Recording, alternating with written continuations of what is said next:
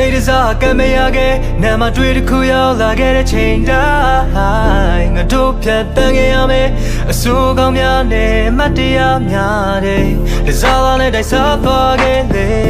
တမန်ချက်တို့လိုမကြခဲ့တဲ့မင်းဟာကိုရှင်တဲ့ရပဲပချမ်းကဖြီးသွားတဲ့ဒီတဲ့တို့တော့အိမ်မတွေ့တော့ကြီးမာခဲ့တယ်မသိတာထင်တာခဲ့တဲ့စိတ်ဟာဆုံးပြတ်တဲ့ကိုနှစ်သက်ခဲ့တဲ့ပချီကားတစ်ချက်မှတင်ကြတဲ့ဒီစားတို့မညီများလို့ခွဲထုတ်ပြစ်လိုက်တော့မယ်ဒီညဖို့ဒီစားတို့မညီများလို့ပိတ်လာမ